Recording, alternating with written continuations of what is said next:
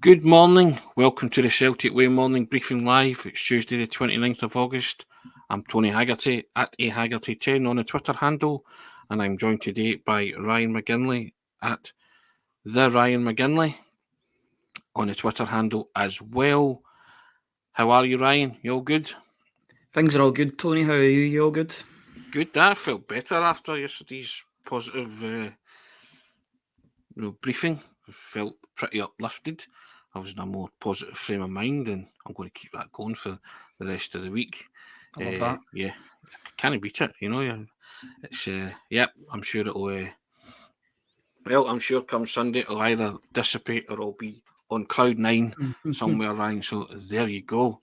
But anyway, we will speak all matters Celtic in due course. Just always draw your attention to the strap line running along the bottom.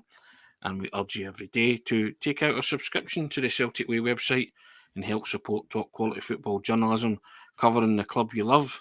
And that's a click of a button at www.celticway.co.uk/subscribe. £4 for 4 months is the current deal, and all for a click of a button, www.celticway.co.uk/subscribe. The subscription money helps us produce the videos on the YouTube channel, which lots of them you'll probably see at the minute. We're running a kind of my top 5 Celtic moments, and lots of personalities and Celtic people on that talking us through their top 5 Celtic moments. Ryan done one, myself done one, John Hartson did one, Paul Lambert did one, Peter Grant's done one, Ryan 118 from the Celtic the Thunder did one, and then we've got another one coming up on Sunday, which you go into the YouTube channel, you'll see that. For those of you who want to know who it is, it's Des McLean, comedian Des McLean. So you'll enjoy that, but lots of stuff there. But the subscription helps us produce these videos, doesn't it, Ryan? Yeah, it certainly does. You know, it's like a positive domino effect. If you subscribe to the channel, it supports us in what we do, and it means that we can continue to do these free videos every week. You know, we've been keeping them coming for a couple of weeks now, 3, 4, 5 weeks. It's good to get that. It's good to get that habit and that routine going. Where we've got one of them coming out, plus we've maybe got a post-match reaction. Post-match reaction, we get a lineup reaction. So there's always something going on the Celtic Way website or the Celtic Way YouTube website. So if you are interested, then please give us a subscribe on the YouTube channel as well, and you'll get notifications on when both the live videos and the pre-recorded videos come out. Now, transfer window clock ticking down, Ryan. Saw some videos last night or some on social media. Saw Lewis Palma about to step onto a plane with good luck at Celtic messages. Still waiting for official confirmation. Celtic seems to be some possible visa issues surrounding that or regarding that, but I think he's certainly flying into the country, and he looks like Celtic will announce that in due course. Strapline, Lewis Palma jets into the UK. Who will join him? Do you see more arriving, Ryan? Are you happy if it's just Lewis Palma, or do you want more than that? I'll be quite astounded if it's just Lewis Palma, considering all the reports coming out of all these positions that Celtic want to rectify and remedy. If it's just Lewis Palma, if they're going to drag this out until 11:55 before announcing him on deadline day, I think Celtic will feel a wrath on social media that they've not felt in a couple of years in terms of anger. There is quite clearly, and I did an article on this yesterday that's on the website just now. The 4 I'll just other put that in the comment section there. There it's there. You're a star. You're a star. As if by magic. I know. The article appeared, so there you go. Had that primed out. Yeah, Ryan's did an article. Have a look at it. It's on the website. The 4 areas that they need strengthened. Ryan, do you want to just name the positions and then let people read the article? Yeah, absolutely. If you guys want to put your top 4 positions that need strengthened in the comments, then we'll have a look at them and sort of analyse them. But for me, I think the 4 positions that still need remedied are goalkeeper, left back, centre back in sort of an emergency scenario because of the injuries that Celtic have at the moment. That could just be a short-term loan deal until we get until Celtic get the reinforcements back in, and a box-to-box midfielder. I don't know about you, Tony, but those are the 4 positions that I would like to see covered in the next couple of days. Yeah, I think one of the positions that's kind of ducked under the radar is the goalkeeper, isn't it? Yeah. So it's kind of, there was talk about it, through the summer window, and then it kind of died down. But yeah, I think I wouldn't disagree with you on those positions. To be fair, I know your left back's a big bugbear of yours, isn't it? At the minute, and I kind of agree. I think a loan option for a centre back would be the best kind of offering there. Still think we need another striker as well, but that's just me. And I still want a ball playing big guy in the middle of the park someday, a Victor Wanyama type, something like that, or a Paul Lambert type. I want somebody like that. But yeah, what I want and what Celtic get are two entirely different things. But yeah, I still think there'll be business done, Ryan. I just don't like the thought of them scrambling about. Ideally, I would want players in Tuesday, Wednesday, so you've got Thursday, Friday, Saturday to work in kind of shape, formation, style, philosophy before you head to Ibrox. And I see Chris Sutton saying today that it could get ugly if Celtic use the word walloped or walloped, whatever way you want to pronounce that. And I know there's doom and gloom, but can you see Celtic getting walloped? I'm not really sure what I expect on Sunday afternoon. To be honest with you, as positive as I want to be defensively, I think teams and their supporters get confidence through the defence that they have at the back, the the personnel that they've got available to them to stop attacks from happening. Rangers are going to be on the front foot for the whole game. They're going to be on the front foot from the very start, I would imagine. They're a very attacking team. You see that in their lineups. Even in Europe, their teams look quite attacking. So Celtic are going to have to be ready for that. They can't concede early like they did that last game Yep. at Ibrox. But, it's going to be a massive, massive test for what is basically a makeshift defence. I don't know about getting walloped, but at the same time, I have been more confident going into these games before than I am about the one at the weekend. Now, I know that you installed me with a wee bit of confidence yesterday with your rousing speech. That was like something out of Remember the Titans, Denzel Washington. But yeah, I don't know. I don't know if it's realism or if it's just pessimism. If I'm just being pessimistic, because I'm never pessimistic about games, but I just look at that defence. I look at the players that they've got missing. Carter Vickers, a colossus at Ibrox in every game that he plays. Nawrocki started the season really well. Even Welsh, a player that's played in these fixtures before. You're effectively throwing two players in that have never played this fixture before. I know that Liam Scales has played it for Aberdeen, but it's a different kettle of fish when you're playing for Celtic against Rangers than it is Aberdeen against Rangers and Lagerbielke, who's just in the door 2 minutes. I'll ask you this. Is Liam Scales going to play in that game? I actually think Celtic will sign a centre-back on loan and he will slot in alongside Lagerbielke. See, I would like that. I would like a signing to come in because I just think, unfortunately, Liam Scales did look out of his depth on Saturday. Now, Lagerbielke didn't have a great game beside him, but we've got less of a sample size to talk about when discussing Lagerbielke. With Scales, we see him in his first season, then we seen him on loan at Aberdeen. He did a good job, but for whatever reason, Aberdeen haven't picked him back up again. They've been signing central defenders, and Liam Scales is still there. It might be still at Celtic due to injuries that have happened, and he just has to be there as a means of precaution. But yeah, I think a centre back coming in. I think a centre back is so necessary. Brendan Rodgers made it so clear in his press conference that was what was needed, in even a temporary or experienced capacity. If you bring in somebody that's going to play 6 months and then maybe they'll get more game time and then go to their parent club and be happy about that, then that would be ideal. I don't know who you go for though in that situation. I've been looking at certain names, players that haven't really been playing for their clubs. Yes. The name that keeps on coming to me, and I'm just thinking because of the Postecoglou connection with Celtic. Obviously, Spurs down south. Celtic have did business before. Is their centre back, the 24-year-old centre back Japhet Tanganga. He's the 24. Tanganga, yeah. It's an even number. It's 24 or 26. I know it's definitely not 25. I'd need to look that up to be certain.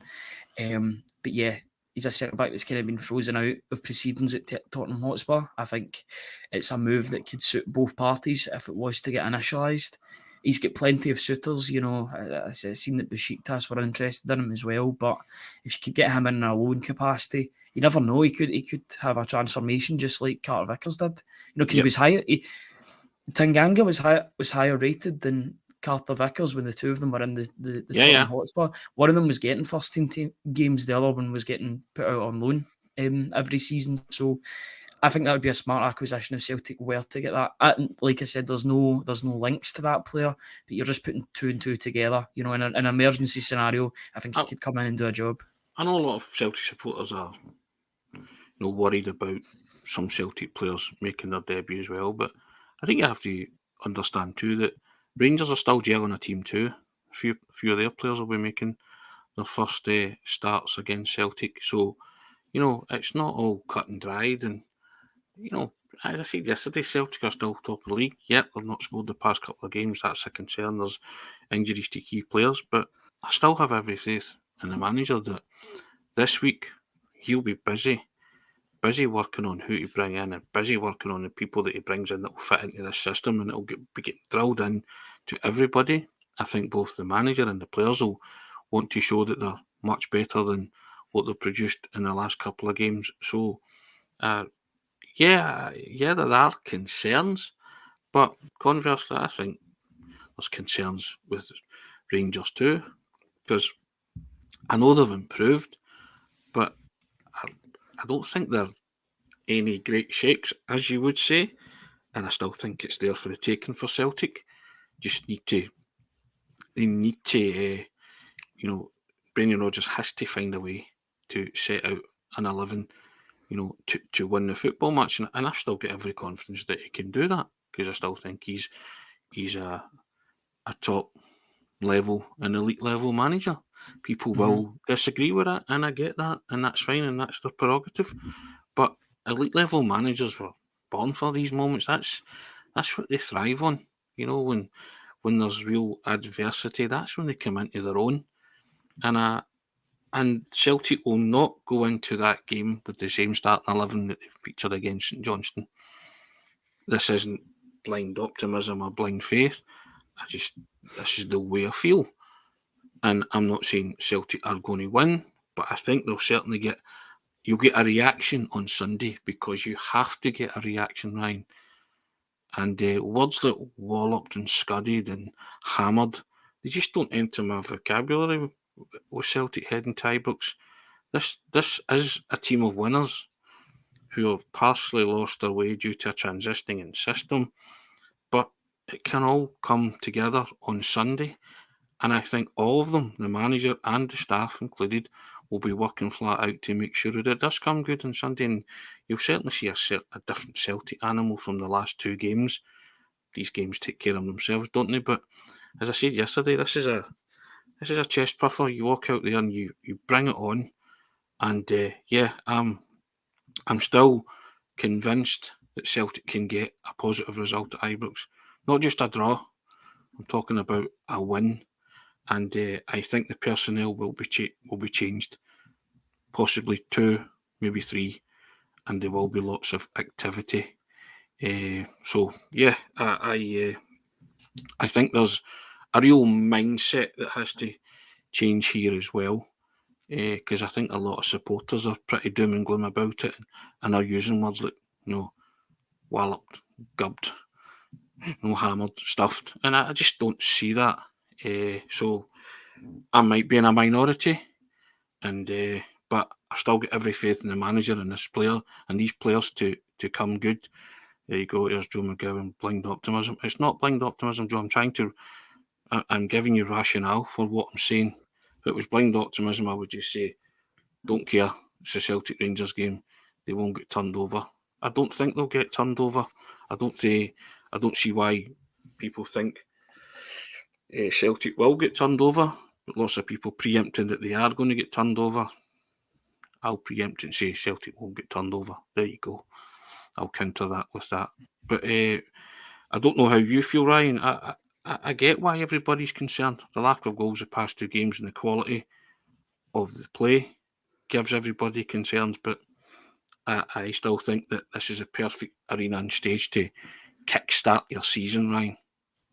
Yeah, it definitely is. It's a fixture that speaks for itself. You know, the players should be up for this. They should be optimistic about going into this game and taking a scalp. You know, we've heard a lot this season about how much Rangers have improved. You know, I think they have improved their team in terms of personnel.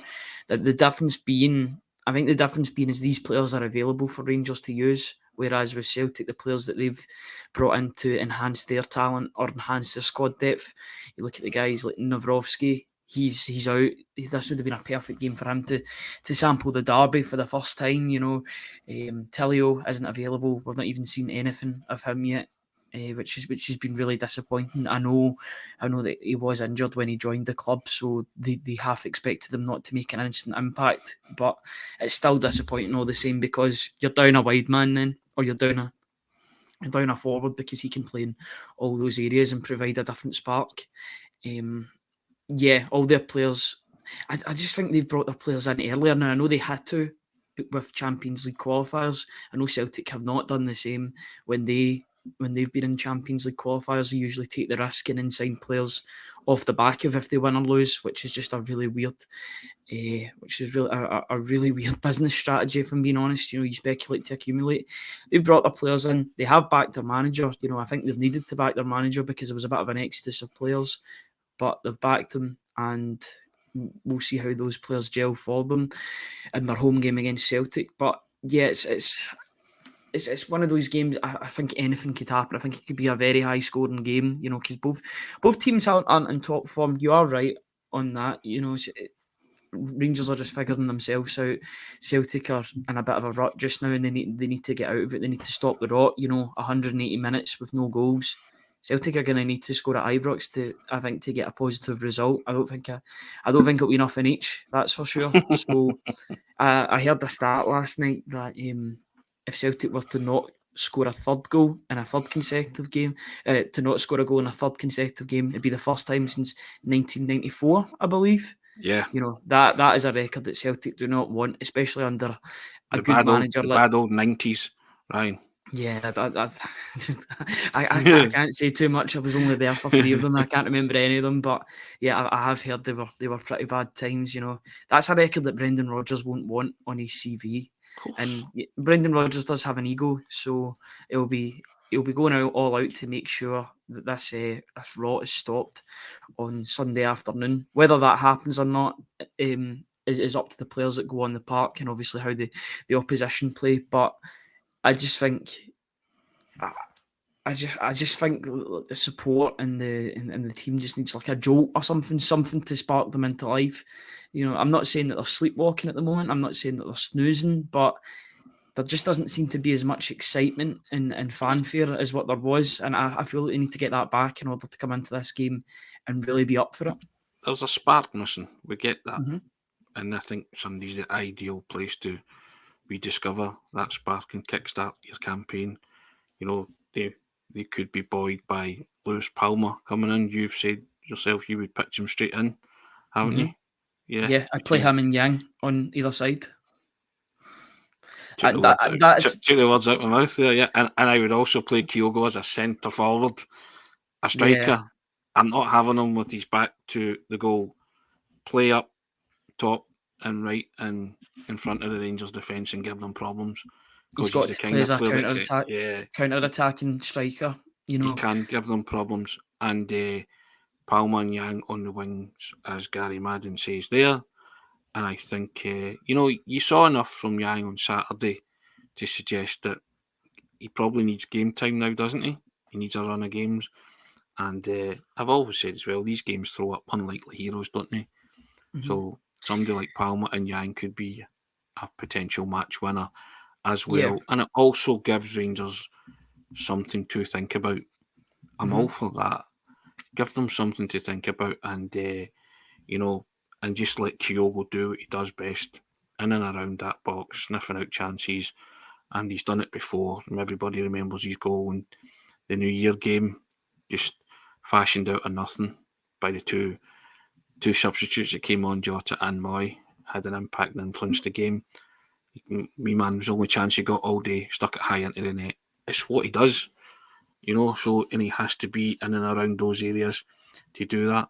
And when he's too far from the opposition goal, then he won't and he can't. So, yeah, and I also remember that day Matt O'Reilly missed a chance too, didn't he? Because he tried to side foot it when he went through, and so, you just hope that Celtic can do similar things, create similar chances. Dyson Ryder scored a cracker that day as well. But so I look at these kind of things and I say these guys, a lot of them have still been over that course and distance and know what they're going into, know what it means to win at Ibrox, have experienced that before, so that's nothing new. They just have to guide guys like Palma and Yang if they play in this fixture, and hopefully those are the guys that can make a positive impact and make a difference. And I'm also hoping that they have the added comfort of a centre back, whether that be Tanganga or whoever. It doesn't matter. I would like to see Lager Bielka with another big strapping centre half, Ryan, that can win the ball in the air and just clear the decks when it comes on the ground. Not asking for silky football on Sunday. I'm just asking for everybody to win their individual battle and do their job. Do their individual jobs, yeah. Yeah, if they're set up in a way to do that, and I think the manager will be hammering that into them from Sunday night onwards.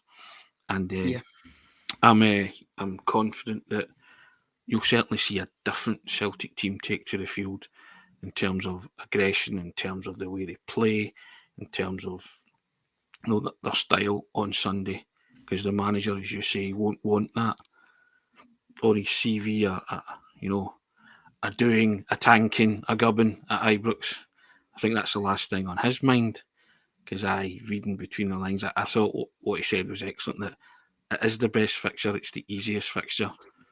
No, I'm not saying no team talk required, but no motivation required. You just have to be at it for these games. End of. Have to be at it like us, Ryan, the supporters. You know what I mean? Every one of the Celtic supporters is bang at it for various different reasons. Looking forward to it, not looking forward to it, looking from behind the couch through splayed fingers.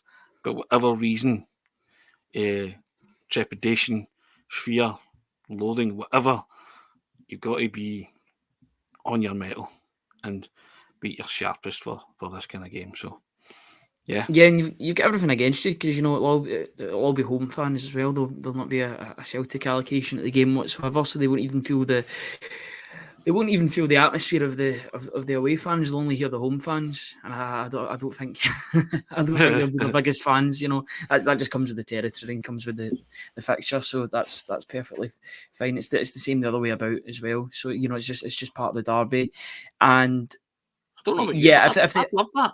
I'd love that as a footballer. Straight into the cauldron, basically. What more do you want? What a stage, what a platform. Just go and perform. You're not being asked to do anything that's alien to your nature. It's just you won't have the backing of your own supporters. No. And what more motivation do you need than to silence a crowd? A crowd that are fully against you. If you can silence that crowd, it means you're doing something right. It's the reverse is quite weird when you're at the game and there's no Rangers fans, and when Rangers score a goal, because there's no, it's just silence. I remember when Tavernier scored these 2 goals.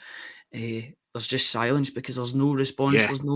There's no Rangers supporters at the game, so it's almost quite eerie, as if something should be there, but it's been taken out of the atmosphere. I guess that's down to the fact that people they've totally diluted the derby for whatever reason. The ticketing fiasco that's going to rumble on for years to come, it looks like. But I don't want to get into that, because it's just you could talk about that for hours, but you lose. I think you lose something when you don't have opposition fans at the game, whatever that is. It's a derby. There needs to be animosity and rivalry. So, yeah, I think I'll keep it as blunt as that. But it is weird when the opposition team score and nobody celebrates at all. It's like something from Turkey or Greece when fans get banned from the stadium. It's for flares, and then there's a closed door game. It's just like that, but it's really weird when that happens. Correct. Totally. There's something missing from it's the derby's USP, isn't it? The whole colour, the spectacle of both sets of fans, and I've had my say in it. So I've written articles on. We'd be going in circles, wouldn't we, if we talked about it? Because it's the same thing, cut and paste every fixture.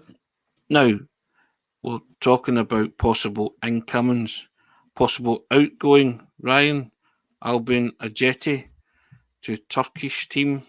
I'll let you go ahead with the pronunciation because you were practicing it before we came on air. Gaziantep FK in the Turkish Super League. Gaziantep FK. I've been linked with Albin Ajeti, and I don't know about you, but he just seems to have been around forever, doesn't he, Albin Ajeti? And yeah, finally, I think, and it's not his fault. It's just a reminder of a time when that season, and everybody will be synonymous with that, won't he? And his poor scoring record at Celtic, and maybe best if we now finally get to sever all ties with Albin Ajeti, and he does sign for Gaziantep FK in Turkey, and you can close the book and the chapter and book on that particular period at the club. one of those diaries that has the lock on it as well. We'll just keep that closed. We won't talk about what's happened. Never to be opened again. No, but this is the thing, and I always bring this up when I talk about Albin Ajeti, because you've got to look at it from all sides.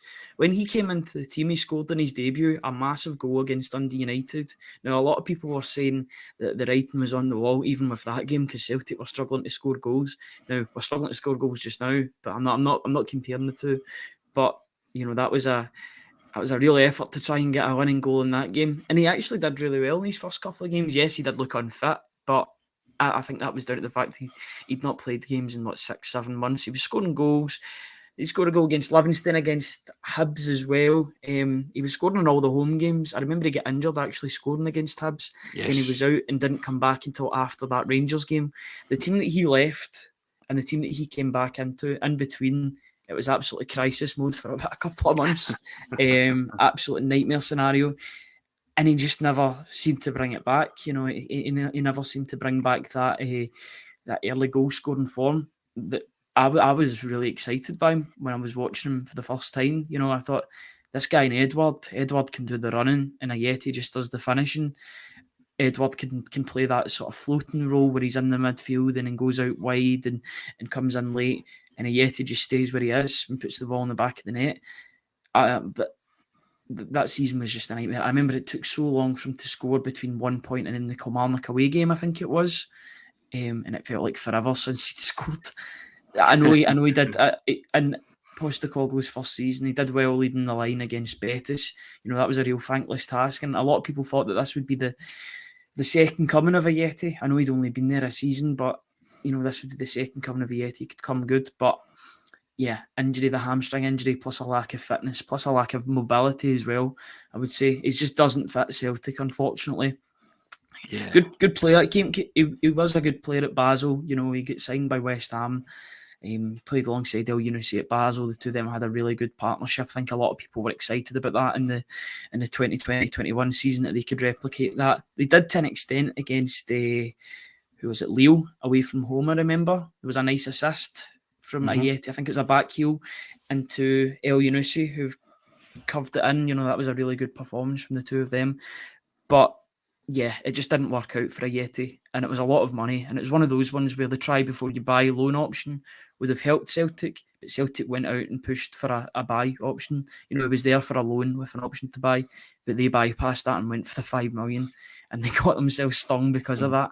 But you win some, you lose some in terms of strikers, and Celtic have had their fair share of misfiring strikers. There's been far worse than Ajeti, I will say that, but it just hasn't worked out for one way or another for the big man. Yeah, and so hopefully that comes to a conclusion for both himself and Celtic, and mutual parting of the ways occurs. Now, anything else that's caught your fancy, Ryan? What about your midfield on Sunday? Are you still debating and deliberating that in your head? Ideally, I would want a box-to-box midfielder in there to sort of take his space, to take somebody's space, preferably Turnbull. I don't think Turnbull's really had a good performance against Rangers in that fixture. I know he scored in the 4-0 game last year, but I'm sure he came off the bench in that game, and it was pretty much gifted to him by John McLaughlin. Yeah, he couldn't score an easier goal. He'll never score an easier goal in his Celtic career, or his career all in, you would say. But yeah, I just think a box-to-box midfielder is so needed. McGregor needs protection, and I think I've thought about it over the past couple of days. It's because there's no inverted fullbacks. I think it's isolating McGregor in the middle of the park. There's not as many reinforcements, which means McGregor's now doing the job of 3 players. Him and Turnbull are doing the job of 3 or 4 players, but it's 2 players, but they can get easily surrounded by the opposition. You've seen that a couple of times with St Johnstone, so you know that Rangers can do that because they've got a higher quality of player. I just think McGregor needs somebody next to it. I said in my article that he needs a dance partner next to him in the double pivot. You know, it takes 2 to tango in the double pivot. So unfortunately, Ajeti isn't there. The two of them have a really good partnership. They seem to know how to play with each other. So, I mean, would Iwata be that man? Clear that the manager doesn't fancy Iwata from what we've seen so far.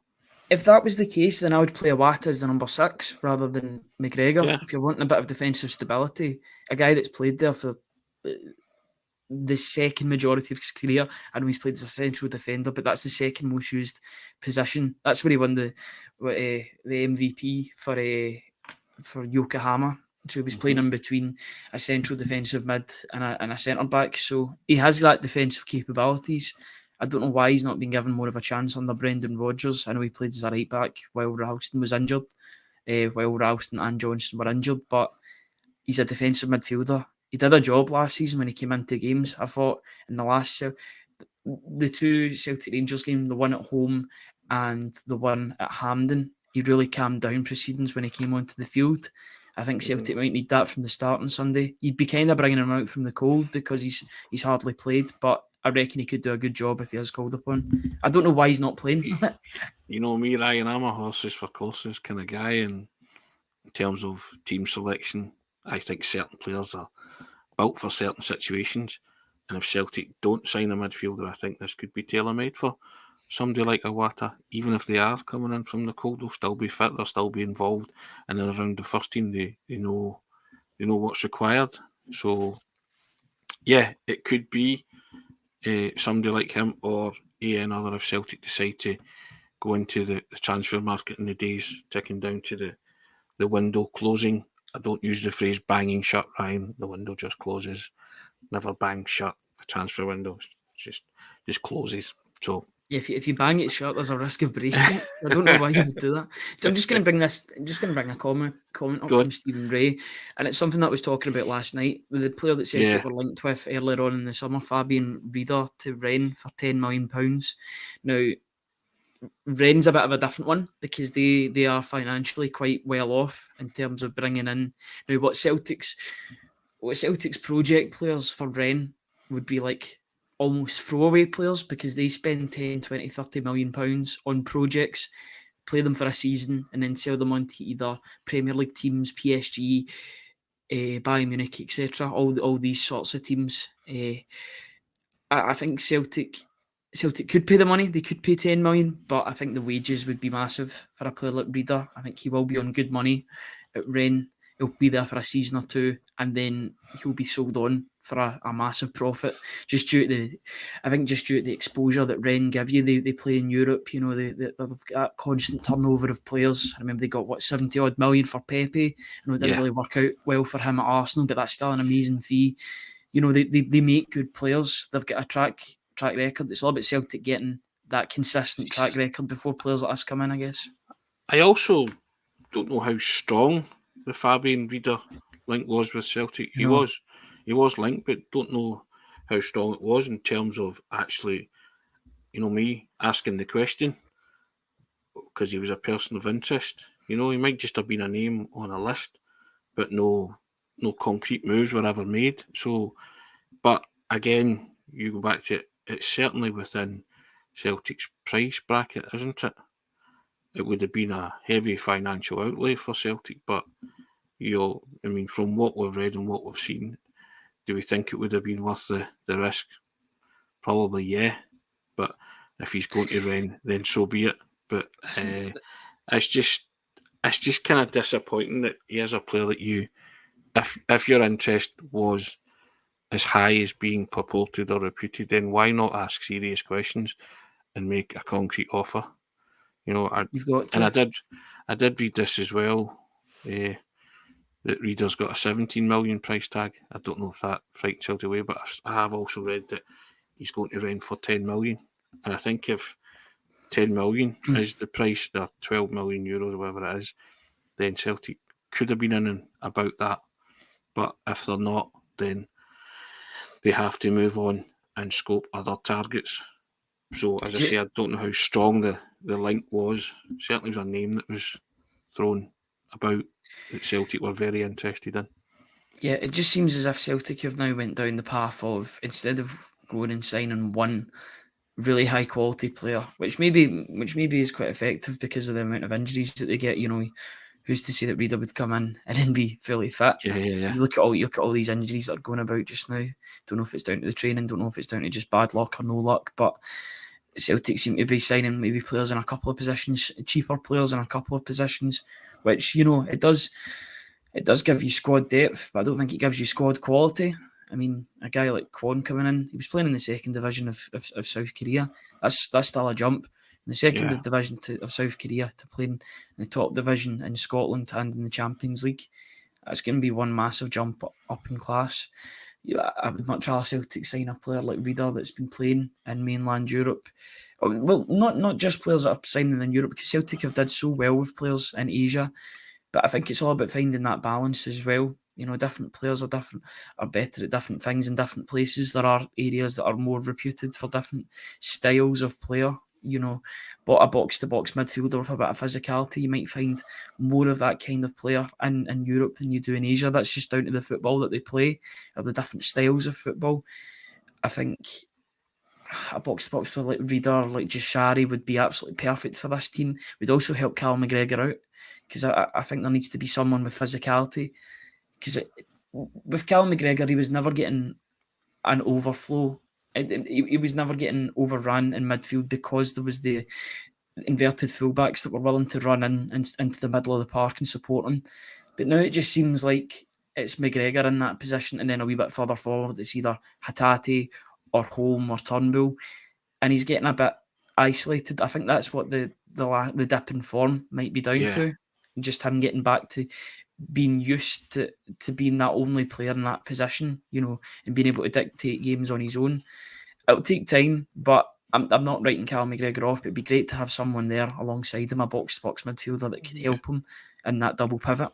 Michael Ross saying maybe Reader didn't want to come. Maybe that's true. That's true. I think sometimes playing in Scottish football is a hard sell, but the Champions League is your carrot that you dangle in front of these players, isn't it? And coming to a massive club like Celtic, that's your unique selling points. Let me at them. I'll convince them, Ryan, to come and sign for Celtic. Francis PC Green says Reader was a player that would have lit up Celtic. Could get a good couple of seasons out of him and sell on. That's what we spoke about when Reader was first linked, didn't we?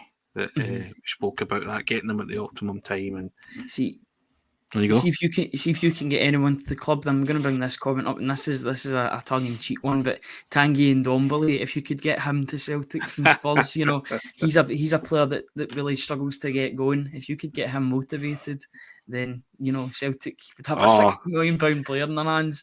But it's I think that's pretty much pie in the sky 5 minutes in a room with me, Ryan, talking about Celtic. I'll get them motivated, all right. You know what I mean? He'll be back in that France team before he knows it.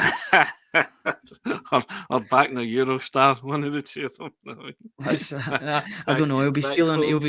He'll be stealing Riyad Mahrez's bike and going away and escaping. But either or, one of those two eventualities would happen. you know what? I like the odds though, 50-50. The percentages are pretty good in that regard. So, but yeah, I think Reader would have lit it up here. You can see that in the price tag.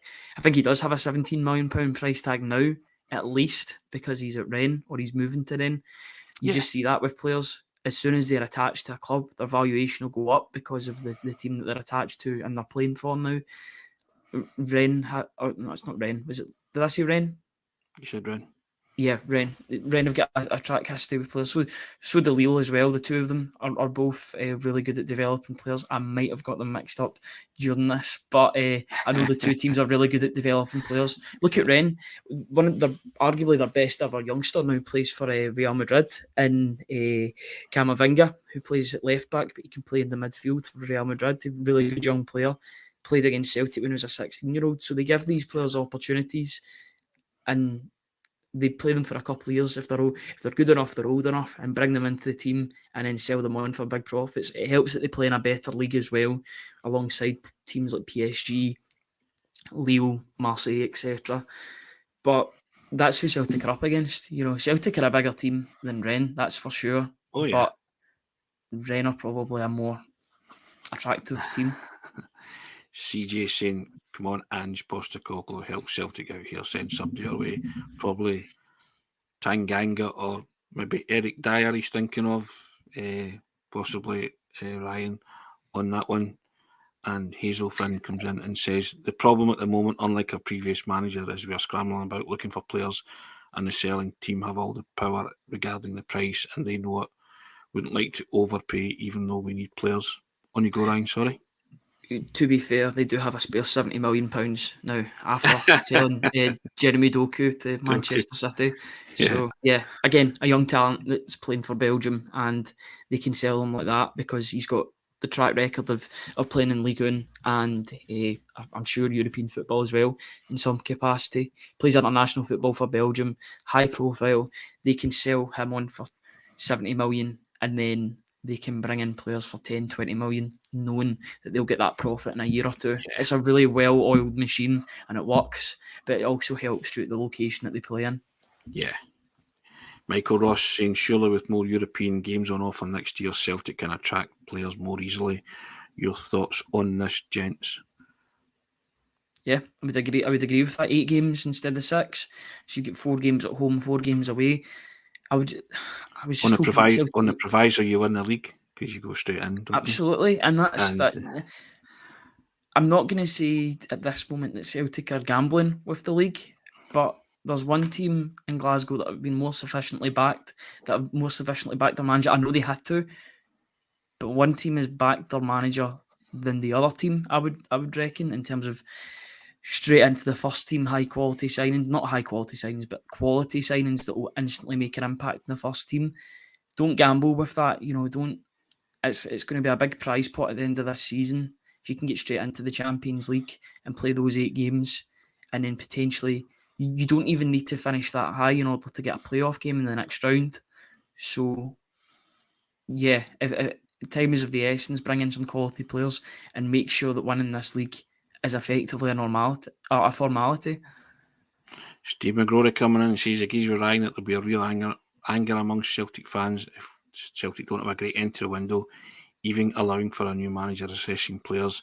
It's been a shambles, not good. Regular contributor Steve Morning, how you doing? Yeah, I think most fans would go along with that, wouldn't they? That the transfer window's not transpired the way they thought it would. And we were talking about that optimism when Brendan Rodgers came in. It's very quickly dissipated, and if Celtic lose on Sunday, there'll be lots of finger jabbing and pointing and even more booing than you heard, and dissent among the rank and file than you heard on Saturday against St Johnstone. So yeah, it's got the potential to go south very quickly, Ryan. So it's up to the manager and the players to do something about that on Sunday. But I think everybody understands that this window's been as underwhelming as it could possibly be. and the board haven't, up until this point, backed the manager. Now, depending on what you think is the underlying issues with that, everybody's saying Rodgers must have been promised this, that, and the next thing, the 30 million supposedly transfer, war chest kitty, call it what you like. As I say, I never bought into Lost the that. key, if that is. Yeah, I never bought into that at the time. Always thought Celtic would spend accordingly. Lots of people mentioning as well that they've been linked with Harry Suter, Ryan, who's also been linked with a loan move to Rangers as well. Rodgers bought him for, I believe, 15 million, didn't he? Is that right, for Leicester? Yep. So people putting two and two together and saying they would take Harry Suter, all that kind of stuff. But, you know, I would take Harry Suter just now, let's be honest. Listen, I think he would walk into this first team. I think most Celtic supporters would just take a steady centre-back that knows what they're doing 6'6". and would give you a shift, and, you know, and as I say, go and win the ball in the air and clear it on the deck, and we'll work on finesse later. If you're coming into that central defensive position on Sunday for Celtic at the drop of a hat, which it will be, you're coming in just to repel Rangers and do your job. We're not asking you to do anything else. Help Celtic keep a clean sheet is the task that you'll be charged with. So whether it be Tanganga, Eric Dyer, Harry Suter, it doesn't really matter who it is beside Lager Bielka. You'll be charged with the task of keeping a clean sheet, just defending, good old-fashioned central defending, Ryan. That's what I want. You know, a Mark Reaper, Paul Elliott, Alan Stubbs type. Just come in there and do the business. End of. Mm-hmm.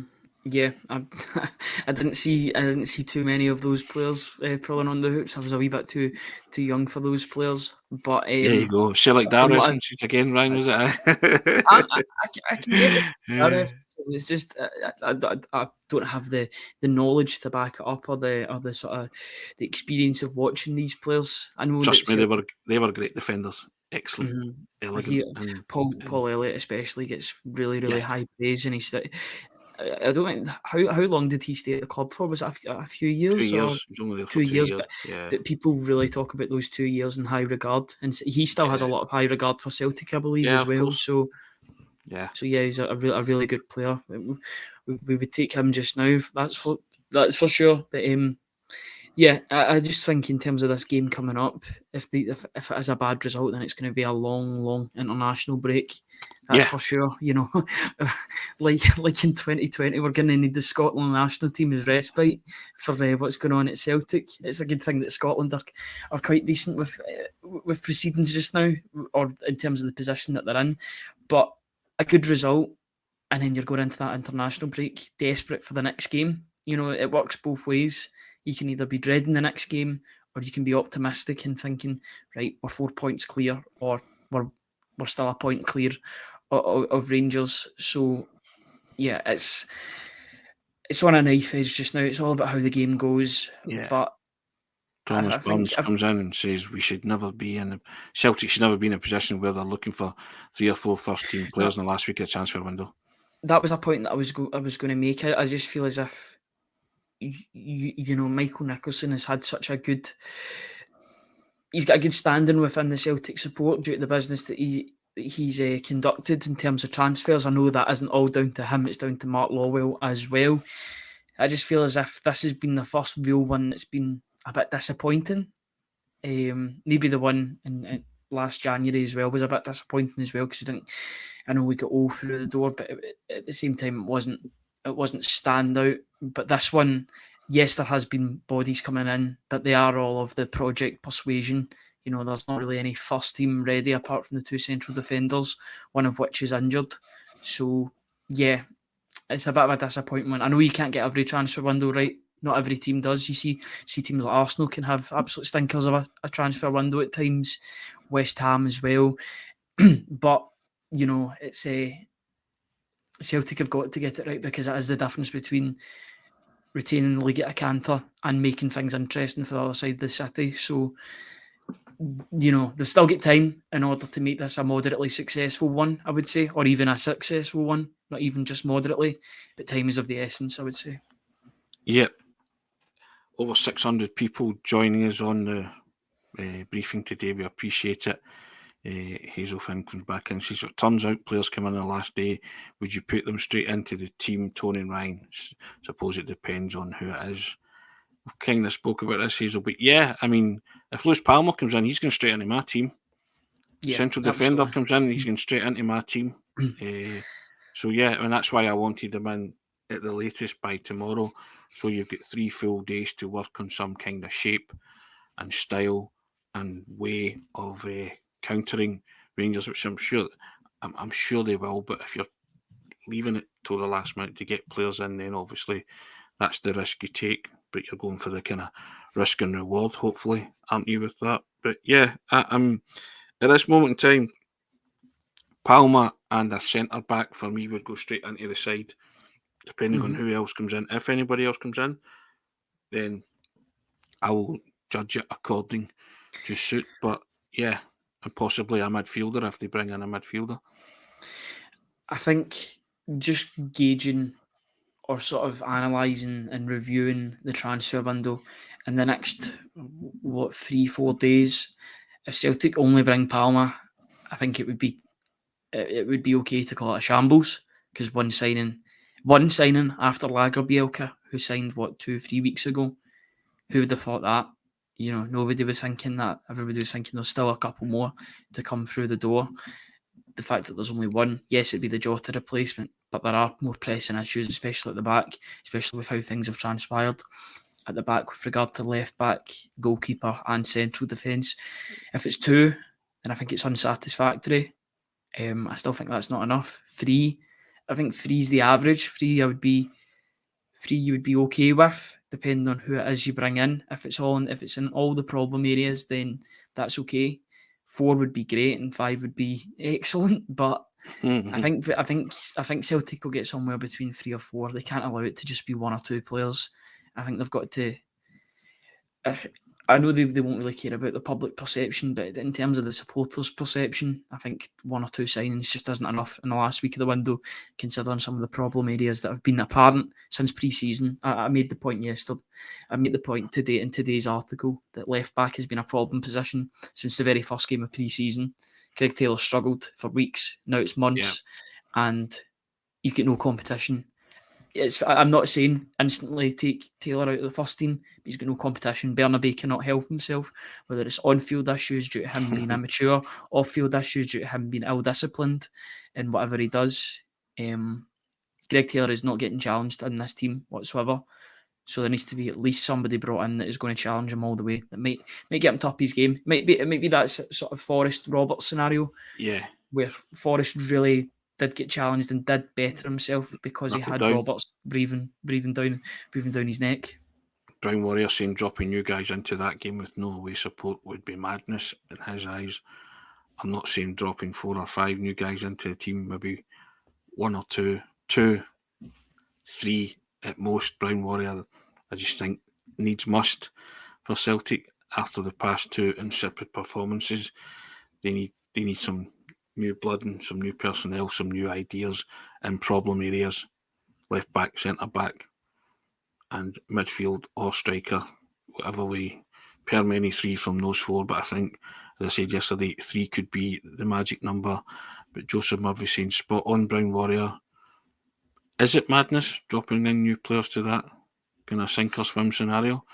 I think that's what not doing your homework in the window has led you to, Ryan, because they have got a horrendous injury list, and now they're not firing on all cylinders. There's no spark there, so you really are putting yourself behind the 8 ball in this game by not doing your due diligence and bringing in players, and you're going to have to go to Ibrox with a makeshift, unsettled, call it what you like, team. You're going to have to try and get a tune out of them. But I think that's when the manager will come into his own. Yeah, absolutely. I think I don't think it's too risky, or I don't think you've got anything to lose if you fling in new players because it's their first game. You know, I don't think too many people will be will be scathing of them if they don't make the desired impact in their first game. You know, they're just bedding in. Whereas if existing players come in, you know, not all of them are first team regulars. The players that would be playing if the new players don't get a game. You know, you look at guys like Scales, even Turnbull, who's been in and out of the team over the past couple of years. If you bring in replacements, then I don't think people will be as hard on them due to the situation that they find themselves in. But you know what you're going to get with these players that are coming in that are already at the club. With the new players, it's an unknown quantity. So, and that can be the same for the opposition. The opposition don't know what's coming. Then, if that's the case, you know, it's the element of surprise. If you spring a surprise on them, you never know. It could be the game that makes these players' careers instantly. They could come into the team, demand the spot, and then all of a sudden they're never out of the first team because of the good performance that they've made at Ibrox. So yeah, if they are good enough, then at the end of the day, I know there's a rivalry, and the fixture just brings about that rivalry. But it is just another game at the end of the day. I know it gets built up differently, but it is just 11 men v 11 men on the football pitch. Do your job, and the rest should come alongside it. Well, the league's not going to be won or lost on Sunday, that's for sure. John Hill, morning, John. If you're good enough, you play on Sunday to help the Celtic team and give them the lift that Celtic team need from new arrivals of quality. I'm all for that as well, to be fair. And we shall see. There are 3 days left of the window. Shuts on Friday.